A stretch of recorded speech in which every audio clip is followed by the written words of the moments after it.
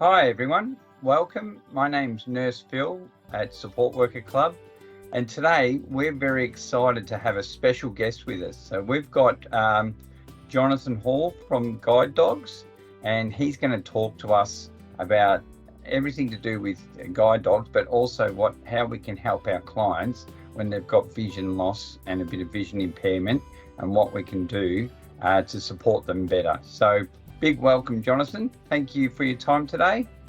Yeah, no, thank you very much. So can we start with what's your role at Guide Dogs? Sure. Listen, my name is Jonathan Hall. I've been with Guide Dogs for about 5 years, and I work in the community engagement team and the client services team as well. And what's my title now? Stakeholder engagement.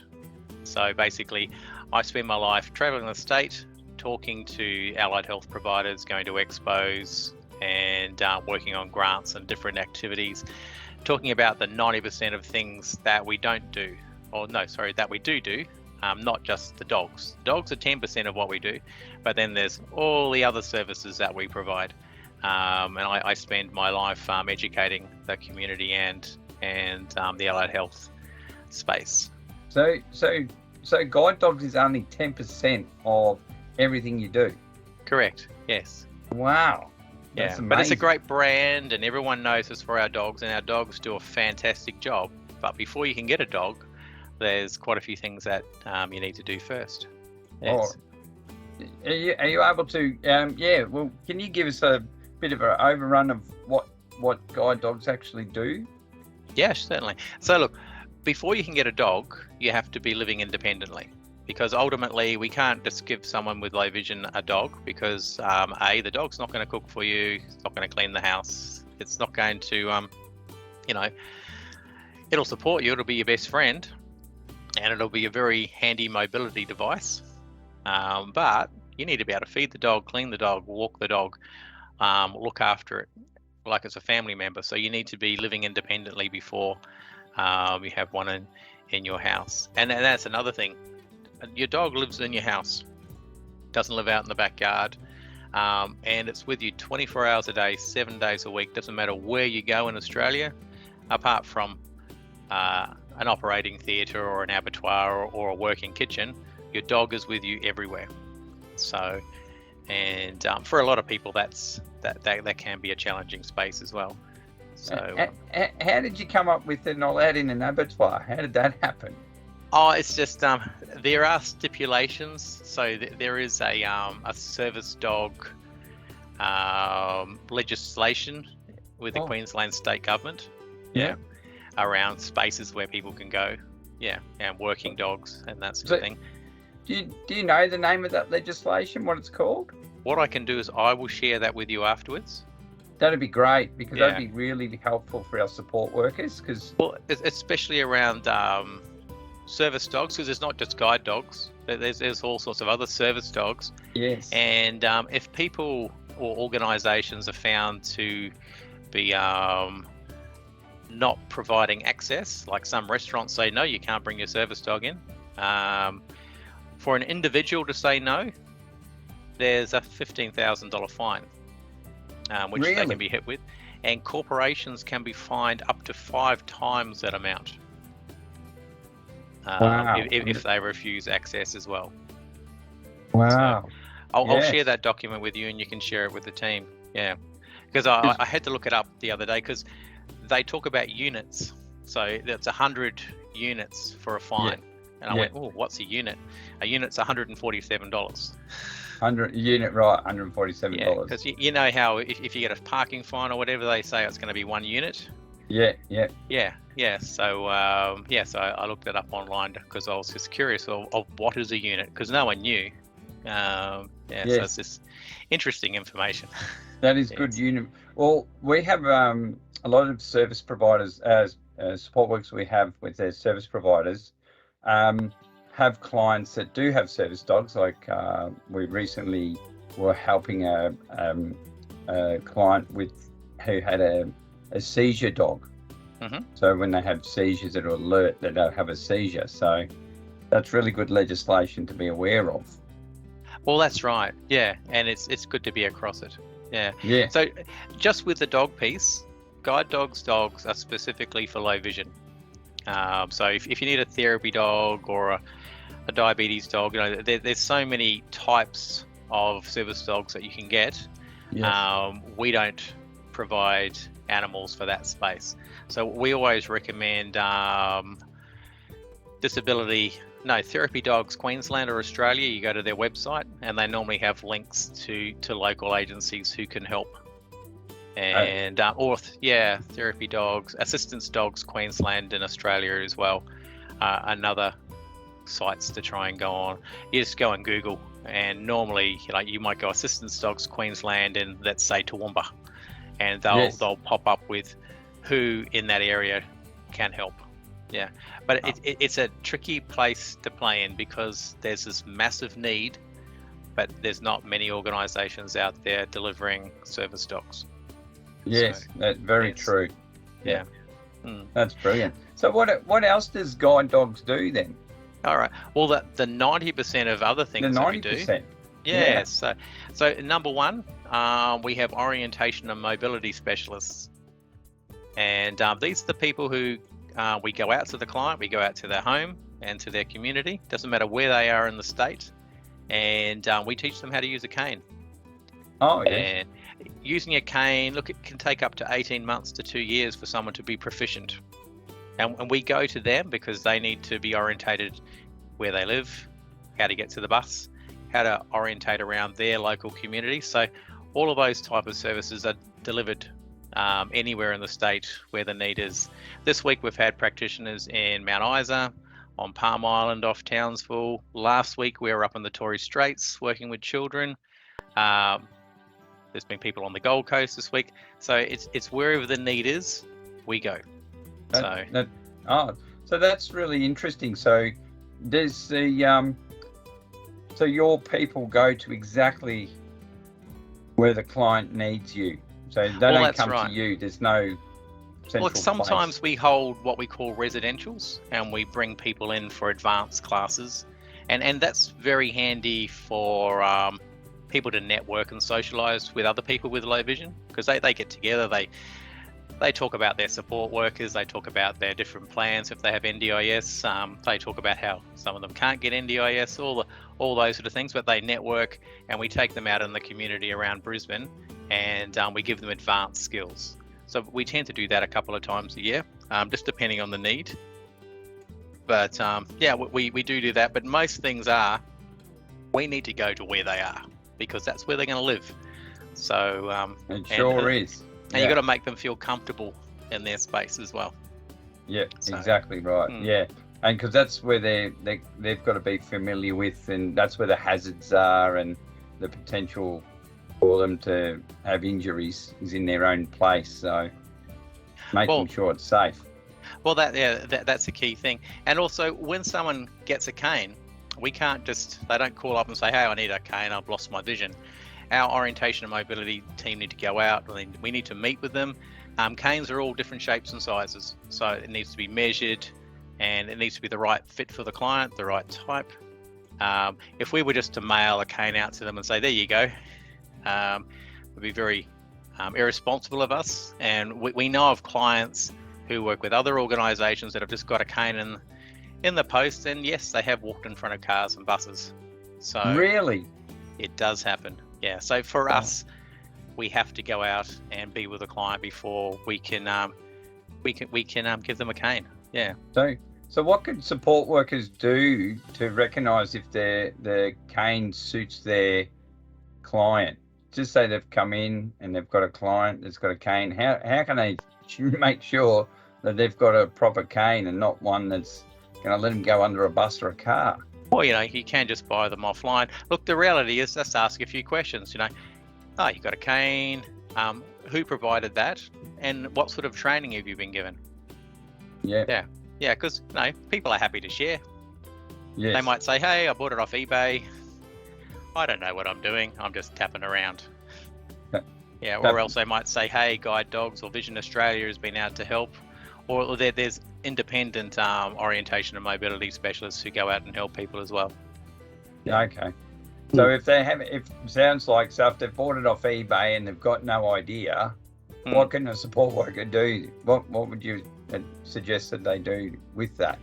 Well, basically, look, they can make a referral to Guide Dogs. So, and I'll share that information with you as well. We've got a 3-page flyer with all our services listed, with an email and a phone number. And just a matter of sending through a request saying, hey, Jim in Bundaberg has low vision, already has a cane and needs some help with orientation and mobility. And we have an intake process where one of our specialists will then get in touch with the client. They do spend up to an hour on the phone just answering questions, basically making sure what we're going to offer is appropriate for the client, because we don't want to say, hey, we're going to make everything wonderful for you and then get there and find that what we're offering isn't the right service. Yeah. Oh, that's good. So you go and assess what they're doing. Correct. Yes. Yes. Yeah. What other services do you help with at Guide Dogs? Well, so we have the orientation and mobility, then we have OTs. So our occupational therapists go out and do living skills. An example I always like to give, a lot of people with low vision, when they make a cup of tea, they stick their finger in the cup. And when their finger gets burnt, they go, oh, my cup is full. There's lots of tools that you can use in the house and in the kitchen, so you don't have to basically burn yourself or cut your fingers off or those sort of things to make it safe to live. Yeah. And the OTs also, they do a thing, they put tactile markers around the house, little bumps, which we might put on light switches or on the oven switch, or and different things around the house, so the client knows when they get to this little bump that they're in this space and they can do different activities. So is that on the skirting board? No, it'd be up. So on the light switch, we'd actually put a little tiny bump on the light switch, and the knob on an oven, would place them strategically around the different numbers, so they know that once they went past 2 bumps, they're at 100 degrees or 150. And just basically tactiling the kitchen or the bathroom, or they even do it with clothes. So they'll help them organize their closet, so they've got a bit of an idea if they're going to match when they go out in public. And that's good. So support workers, they can probably get their clothes out and let them feel where the bumps are to see if they want to wear that or not. Well, that's right. Yeah. So it might not necessarily be bumps, but things might get put in the closet in the right order. So it's probably something support workers need to be aware of. If they're helping a client put things away, they might color code it. So, the reds and the blues and the blacks, so that the client has a bit of an idea of what they're putting on. So that is important for support workers, because if you've had someone come and arrange their closet properly, the support workers do a lot of the washing and the ironing and putting their clothes. They need to put it back exactly where they got it from, won't they? Oh, yes. So they wouldn't be able to just chuck it in a drawer and go, she'll be right. Well, that's right. And also the layout of the house. So people with low vision, they will have specific things in specific spots. And a lot of feedback we get is, I've got a new support worker or a new cleaner or who comes to the house, and they will just randomly pick something up and move it a foot for no particular reason at all. It's just that they think the TV remote should sit over there instead of in its usual spot. So you need to be aware of where things are. They're there for a reason, and maybe if you're going to move something, to ask the client first. That's a very good point, because a foot can mean a difference between like finding the remote and not, isn't it? Well, that's right. Yeah. So that's a very useful one. That's a great bit of advice, because especially like when they're cleaning and mopping up around the place and they're moving chairs and furniture, making sure they put it back where it came from. And look, if they are to move something, just ask the client, hey, this chair's here, is that where you want it to be? And the client will probably say, yes, that chair's been there for the last 10 years. Please do not move it. Yeah. That's brilliant. So that's the OTs. We also have what's called assistive technology specialist. So the ATS, I always explain it. It's to do with technology. So they'll make your average smartphone or your computer talk to you. So there's lots of accessible apps and computer programs which will basically read whatever you have on the screen back to you.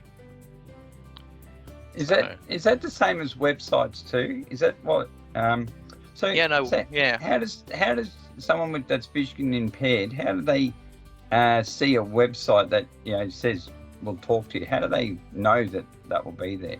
Well, so what will happen is they'll have a screen reader program loaded onto their computer, and then they'll get some training, so then they'll know what to expect when they go to a website.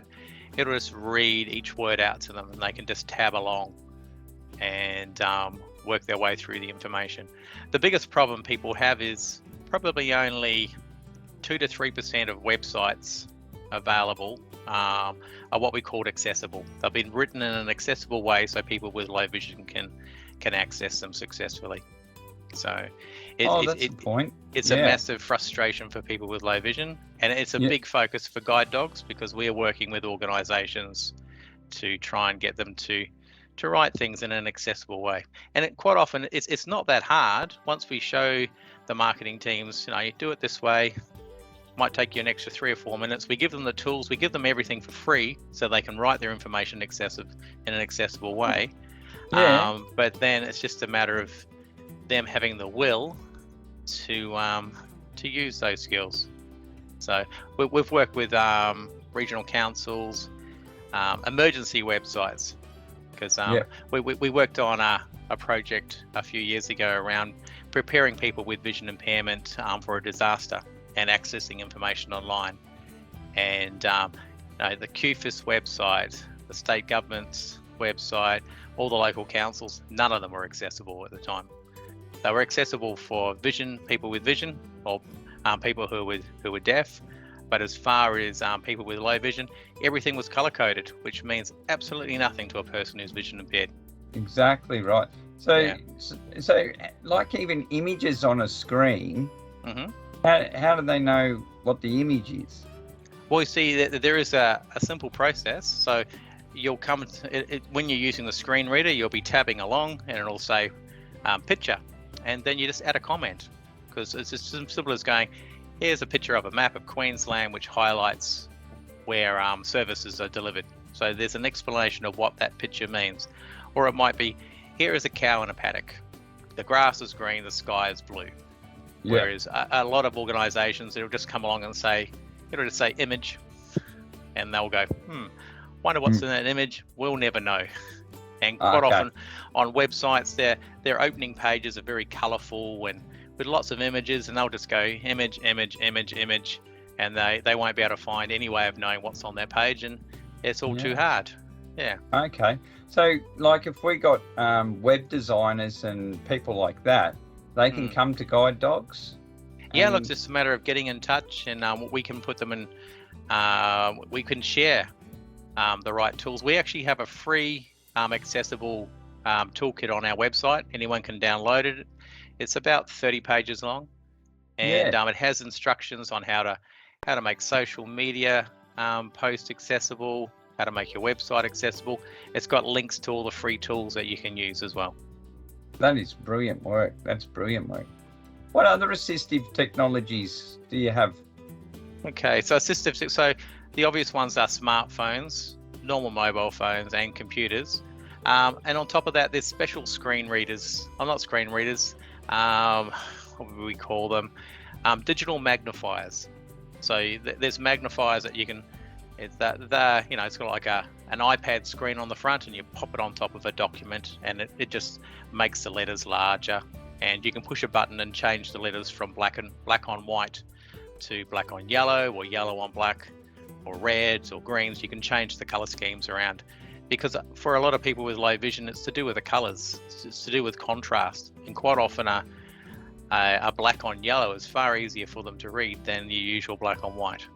So it's just a matter of finding out what works for the client.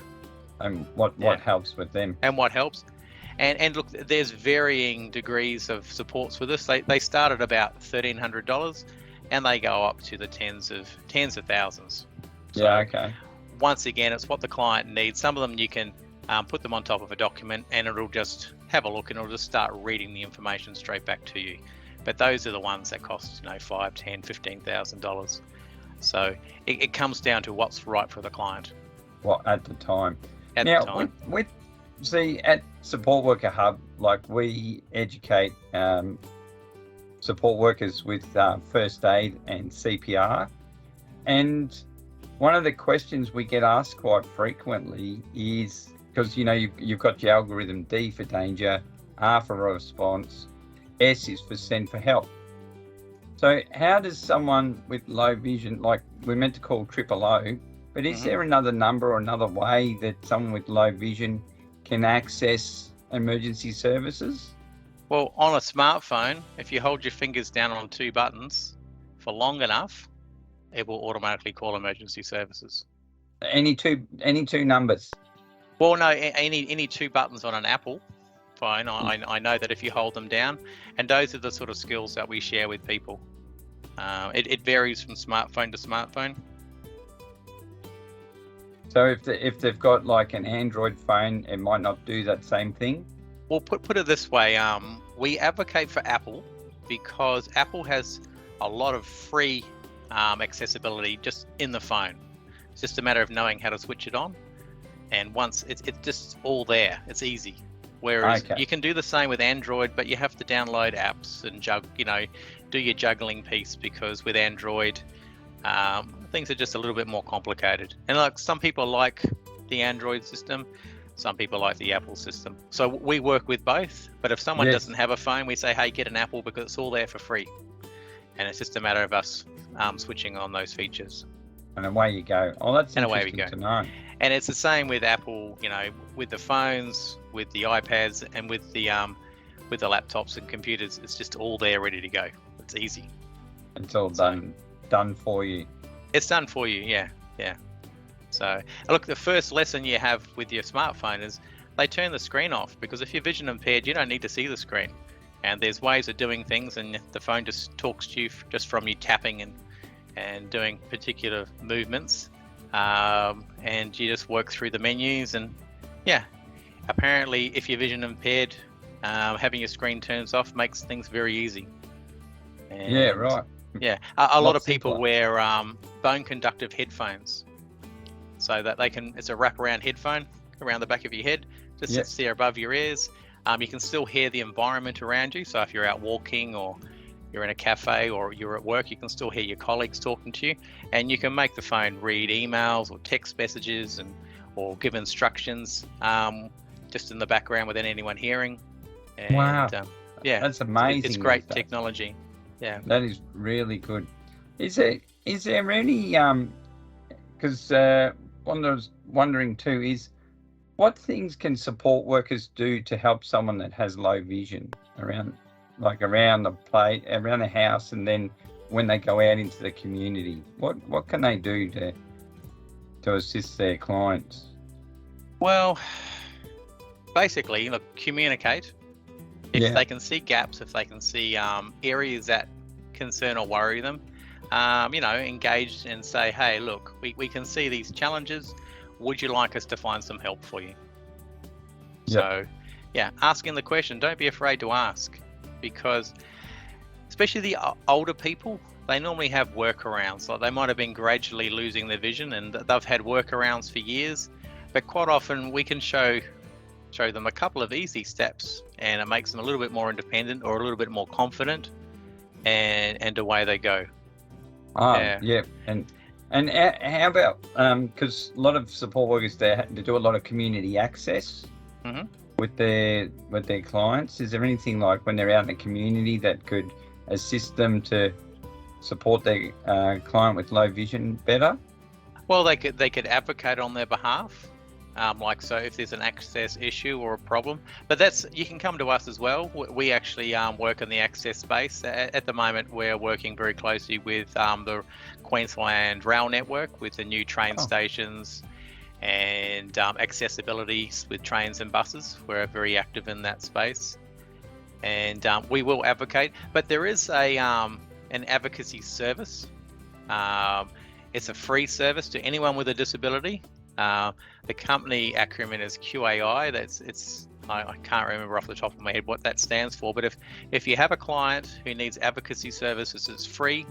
Just a matter of giving them a call, and they have, I think, 80 advocates across Queensland, and they will go into bat for you, and they'll fight for whatever space you need advocacy for. So, Oh, that's brilliant to know. yeah. That's actually a good little... I'll share that with you as well. Yes. Oh, no, it's been great. Yeah. And look, I know we're pressed for time. One other service we have is we have a psychology team. Oh, okay.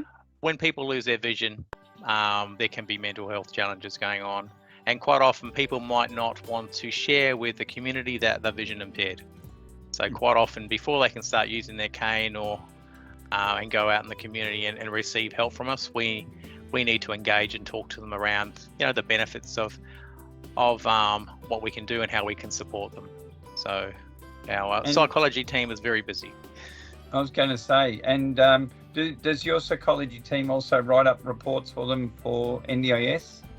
Yeah, look, all of our practitioners do reports for NDIS. It's just what the client requires, and also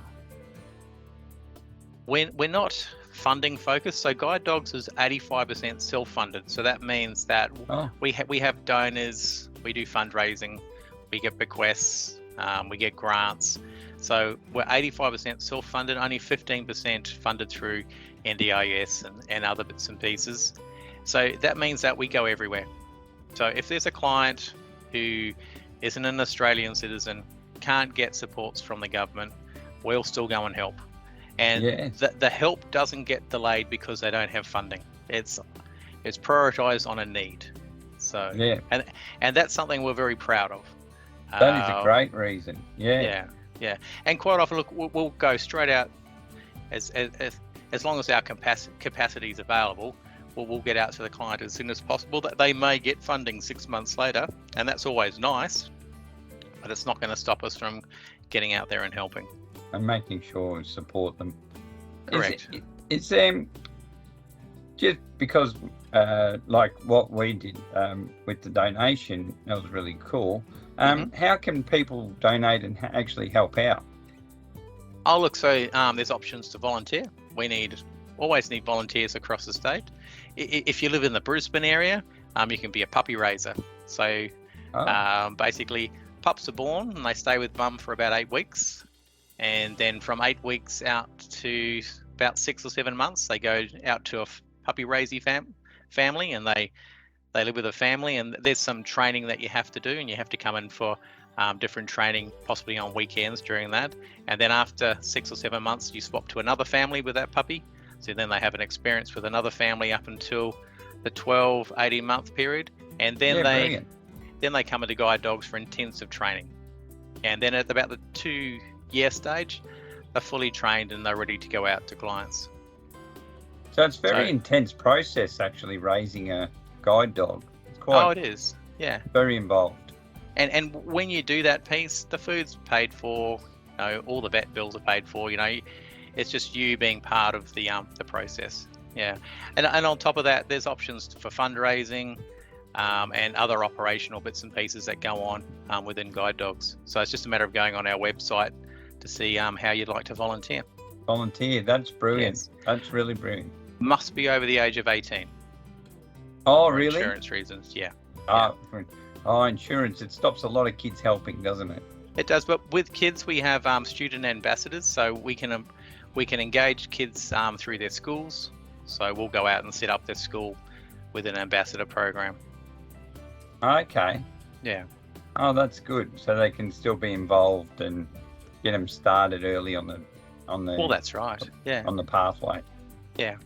That's brilliant. That's absolutely great. Is there any anything else you'd like to help and think that support workers need to know? Well, that they can help? There's one last piece of the puzzle. Yes. In Brisbane at our Bald Hills facility, we have leisure and lifestyle classes.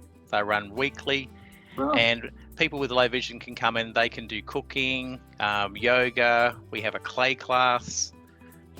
We had wood carving, and other things pop up from time to time. We actually had a fishing group for a while. Okay. Yeah. So Did they go into the Pine River there? I'm not too sure where they went, but they went off fishing. I think they caught a few things. But Yeah, it's cool. more of the social thing of them being together and going out and having a coffee and a walk, and maybe they caught some fish, maybe they didn't. Yeah, Yeah. quite often a lot of things it's the social aspect, which is a good thing. That's brilliant. No, Yeah. that's brilliant. And so how would we the support workers, would they just call up guide dogs and say, hey, I've got a participant that would like to come along to a leisure activity? Yeah, most definitely. So look, there's links on our website. I'll send you through a 3-page little flyer which you can share with your team. The Yes. email address is clients@guidedogs, and there's a direct phone number to our client services team as well. So I'll share all that with you, and you can share it with the team. Well, team, yeah. So because Yes. we've got over 120 members at the Support Worker Club, so there's definitely people. I've got a few that are doing late shifts and night shifts that would love that information. So I'll put it on our members page and get them to check it out, because that'll be fantastic. Amazing. Yeah, that's fantastic. And as a group, like if there were a group of 5, 10, 20 of you who wanted to pop in for a visit and have a tour of the site, we could almost we could plan for that to happen.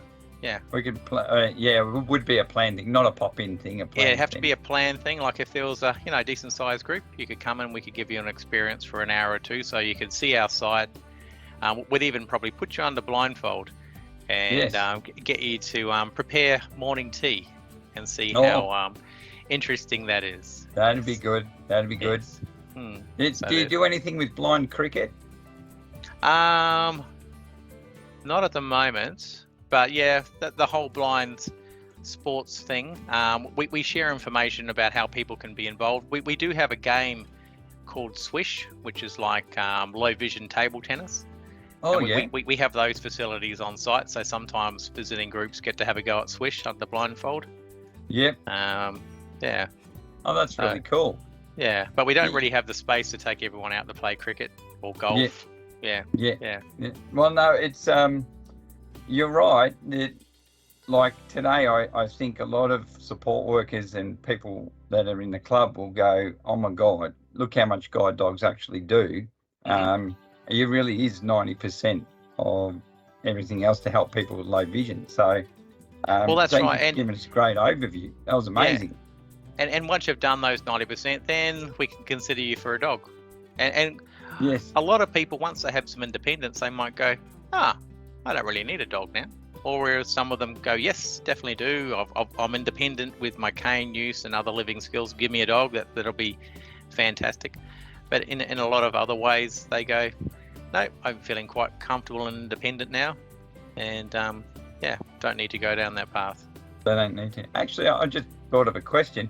So how many dogs would you home a year with someone? They place about 30 or 40 across the state every year. Just in Queensland? Just in Queensland. We've got approximately 120, 130 active dog handlers across the state. And a dog will go out at 2 years, and they normally retire when they're about 10. So they're active for up to 8 years. Yeah. And quite often our dog retires. We have to people request another dog, and people can have a retired dog and a new dog all at the same time. One guy I knew had 3. Oh, really? Yeah, one was about 15 years old, retired. Another one 10, retired, and then they had a fresh one. And it was quite amusing. You'd go to visit, and you'd pick up the harness, and all 3 would stand up and go, right, I'm ready to work. And the 2 retired ones were told, said, no, you can go and relax. You don't have to work today. You're all good. And off they go with the new fresh set of legs of the young dog. Yeah. Oh, that's cool. Oh, that's great service. That is so amazing. So, well, thank you for your time today, Jonathan. Really appreciate it. And giving us really good insight into how we can help. And there's a lot of good information there. When you send your information through, I'll get it put in the links into this webinar that we've got. And so the support workers that haven't been able to be here today can come on, find your information, and volunteer, but also understand what other services they can use to help their clients, which is really valuable. And that's what we need to do, is make support workers aware that, hey, you can say to your client, go and check out guide dogs, and it's more than just getting a guide dog. You got like assistive technologies, you got the psychological services, there's leisure activities, there's skills, OTs. It's amazing. So I hope that gives them a broader perspective on what we can do to help. So thank you for your time today. No problem at all. And look, I'm more than happy for someone to give me a call on my mobile as well if they want to ask more questions. Oh, okay. So, yeah, that'll be included. And I tend to answer the phone most of the time. So if anyone has any questions, feel free, just contact us, ask. And it doesn't matter what the question is, I'm always up to have a chat and answer your questions. That'd be brilliant. Oh, well, thank you so much for your time. And so yeah, that was amazing. So thank you so much, and wish you good health from myself and all our members at the Support Worker Club. And love the great work, and seeing what hopefully we can get a tour together one day. That would be an interesting thing to do. Yeah, get a few people together and pop down to Brendale and have a look. That'd be amazing. Okay, that's great. Well, thank you. Thank you for your time.